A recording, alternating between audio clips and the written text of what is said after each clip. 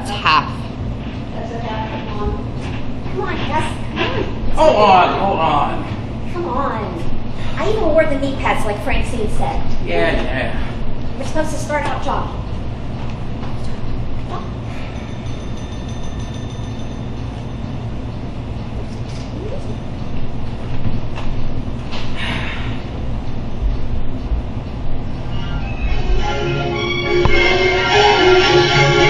And stop. You will now march in tempo around the room. The wife precedes the husband. Here we go now. Together. Posture upright, shoulders back. Your spinal column is in line with the center of the earth and the highest reaches of the heavens. Arms at side, fingers wiggle, fingers wiggle, fingers wiggle. Arms out front, fingers wiggle, fingers wiggle, fingers wiggle. Arms stretching toward the ceiling, fingers wiggle, fingers wiggle, fingers wiggle. Arms at sides and stop. Return to your original position. Relax. Up on your toes. Breathe in. Down on your heels. Breathe out. Relax. The Hindu discipline of Tantra acquaints us with all the myriad facets of selfhood.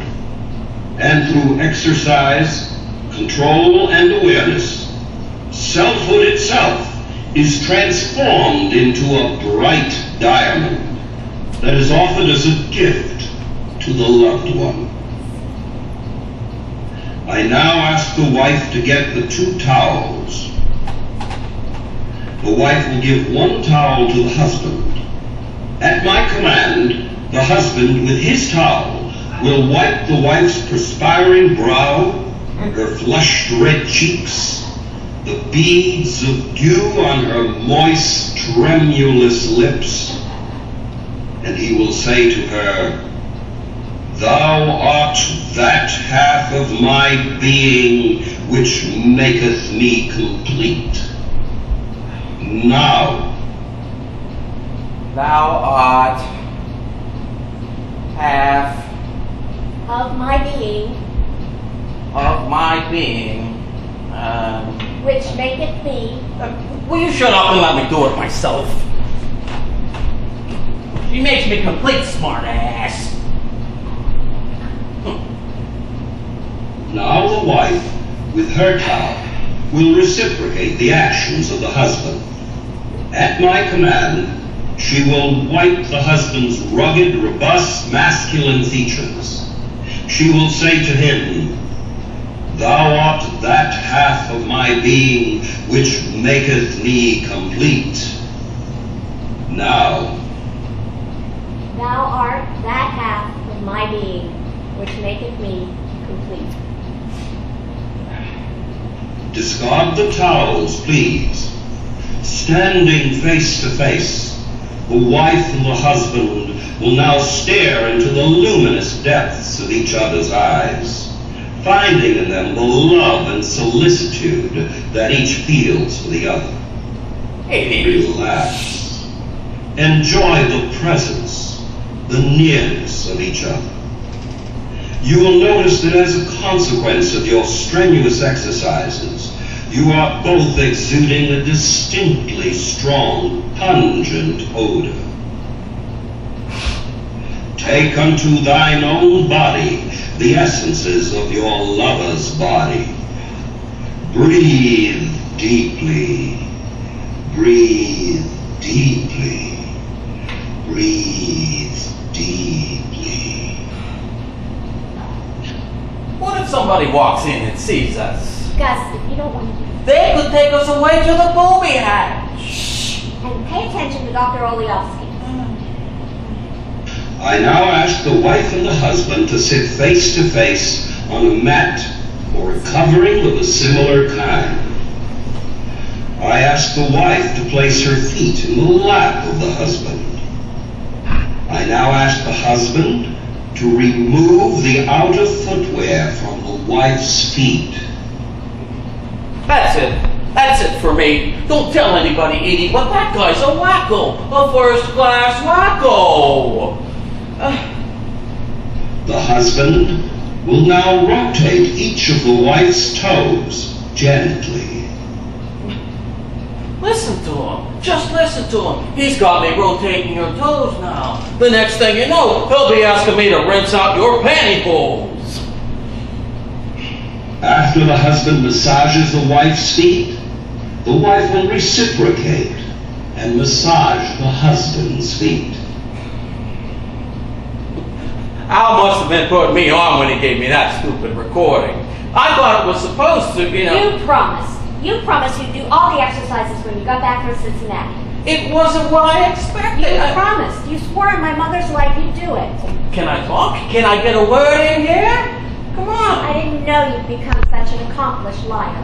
Edie, it wasn't what I expected. I didn't expect the guy on that thing to be another one of those wacko marriage counselors. I thought, where are you going? What is this? The silent treatment? Are you giving me the silent treatment? I told you a million times there's going to be no more silent treatment in this house. No, I'm not moving. If you got any complaints, you make them like a mature, grown-up person. What? Edie! Edie!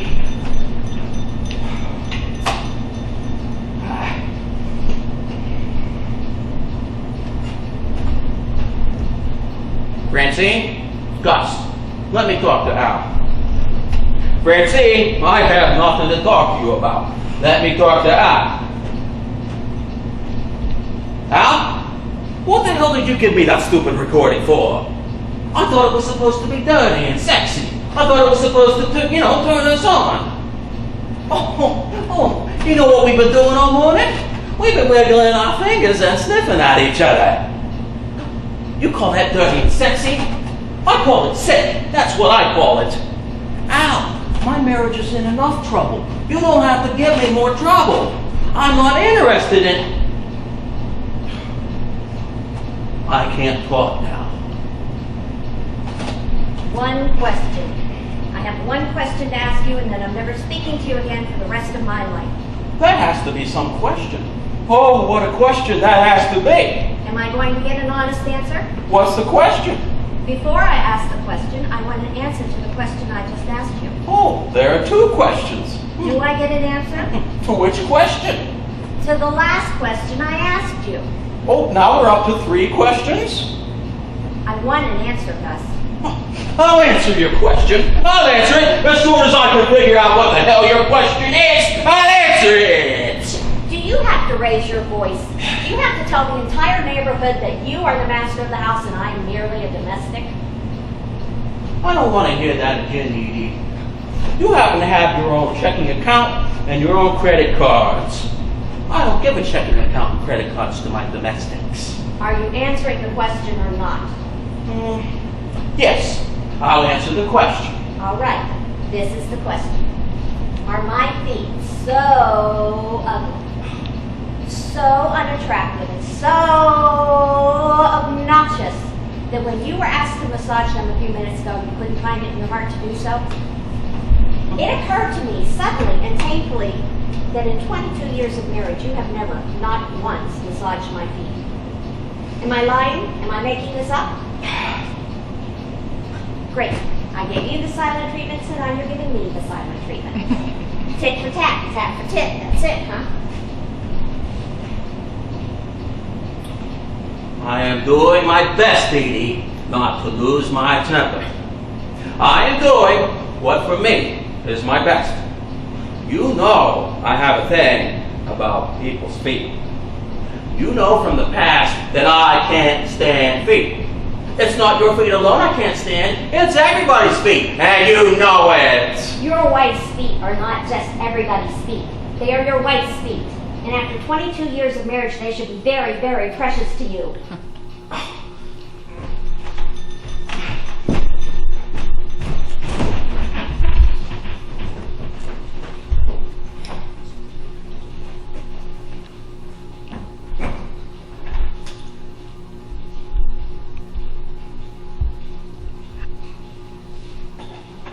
Francine, Edie, it's no use. He won't do any of the exercises. No, he doesn't suspect anything. He couldn't care less. I don't know what I'm going to do now. I was hoping that... I'm trying to save my marriage, Francine. That's all I've been doing for the past 2 years. But he refuses to get expert help. One visit to Dr. Spina and he won't go to another therapist. Do you know I'm the only wife that sits in the Save Your Marriage clinic without a husband? And I'm the only wife who the instructor advises to get a divorce. Not only that, he has offered to go halvesies on the lawyer's fee. No, he's not joking. The man has no sense of humor. He says, oh, I better call you back. There could be an emergency here.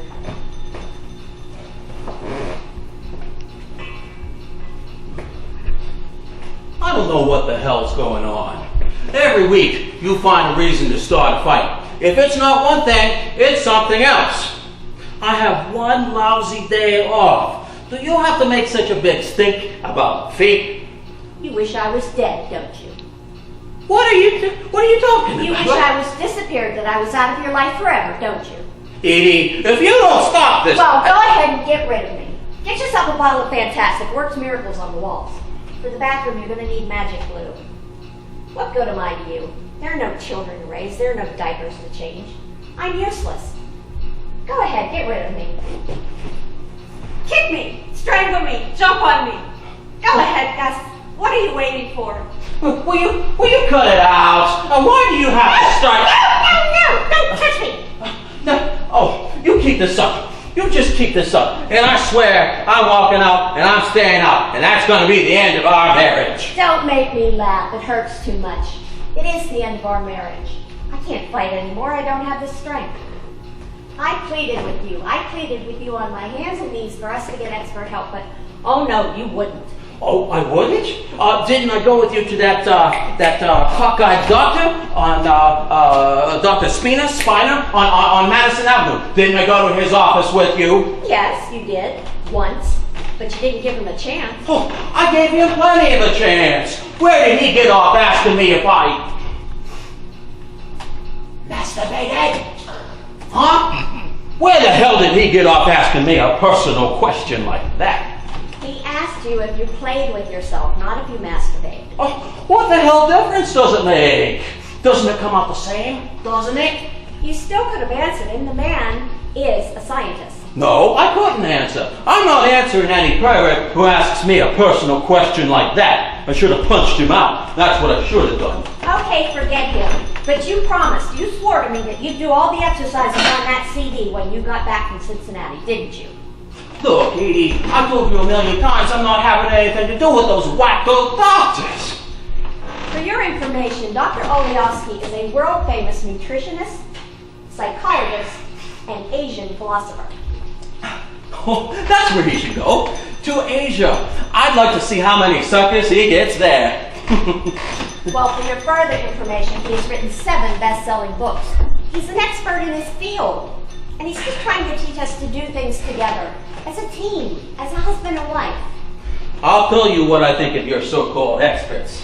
I think they're a bunch of crooks and phonies. That's what. Listen, I had a fellow working for me. He was built like a Mack truck. It so happens he had a problem.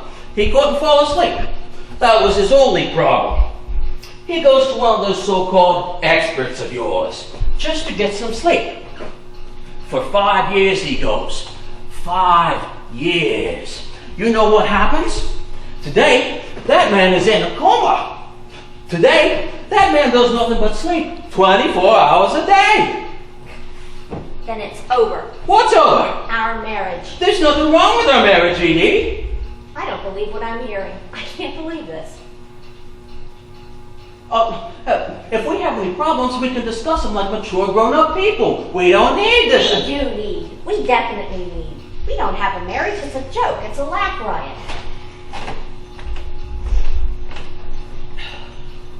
When was the last time you took me out, Gus? When? After supporting you for 22 years, I became a stranger in the night. Like a stranger in the night? Yes, that's right.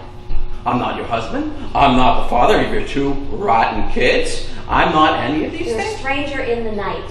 Sometimes when you come home and sit at that table without speaking, without looking at me, I think to myself, who is this man and what is he doing in my kitchen? You don't know it's me who just came home from work? I don't. I honestly don't. My face doesn't look familiar to you? A little, but I can't place it. Who do you think is sitting at the table waiting for his dinner? A stranger. A complete stranger. Oh, well, that explains why I've been getting franks and beans 6 times a week. 6 times a week? 6 times a week you haven't been home for dinner 6 times in the past 6 months. I don't know where you get the nerve to say we don't need help. We don't share anything anymore. No meals, no feelings, no affection. You know what Dr. Hagelson says? Who's Dr. Hagelson? It's a psychologist I see. By myself. I do everything by myself, or hadn't you noticed? How long has this been going on? Twice a week for 18 months. Oh, thanks for mentioning it. Where did you get the money to pay for that? I sold my life insurance policy. Oh, so if God forbid something happens to you, I'm left without a penny. Is that it? You'll get more than a penny. I left you my Tiffany pearl necklace to go with your Gucci gold chains.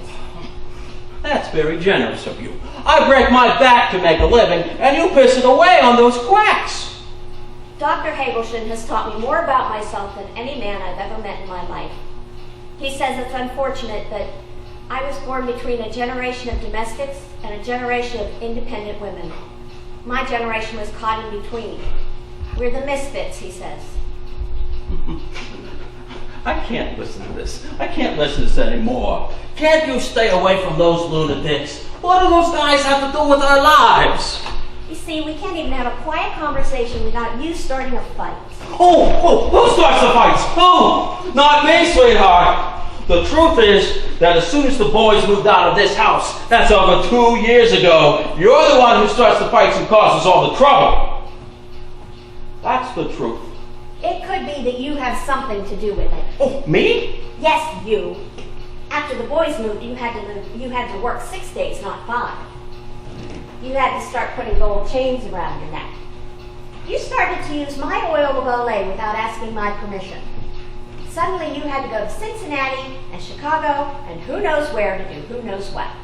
When was the last time you took me out, Gus? Huh? When? Are you serious? Didn't I ask you to go down with me the other night to Mulberry Street for sausage and peppers? Didn't I? Sausage and peppers. Yeah, sausage and peppers. Sausage and peppers. Yeah, sausage and peppers. You got something against sausage and peppers? You call that going out? No, I don't call that going out. I call that ring around the rosy, a pocket full of posy. Well, it's not what I call going out. What I call going out is going to an expensive French restaurant and having a leisurely meal with French pastry for dessert.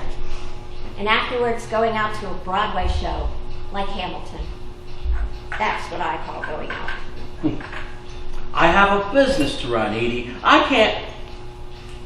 What are you doing? What does it look like I'm doing? Since when do you start drinking 10 o'clock Sunday morning? Since I have a husband who's never home and children who've forgotten where I live.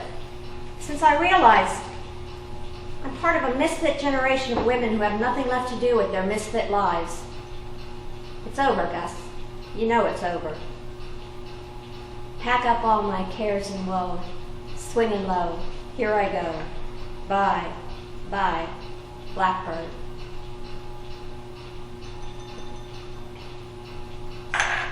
Edie, we gotta talk. We have to sit down, just the two of us. I'm the one that's been the sucker, Gus. That's the conclusion I came to.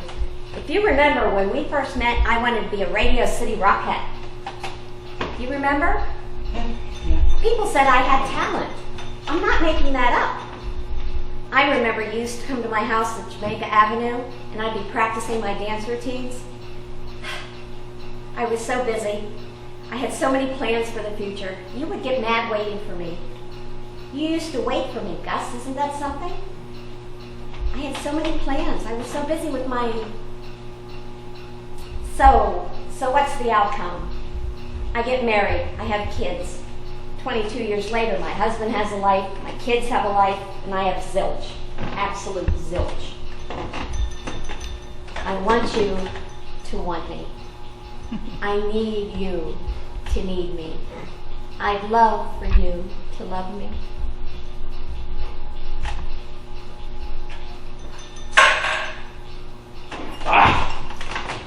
Be fair now, Edie.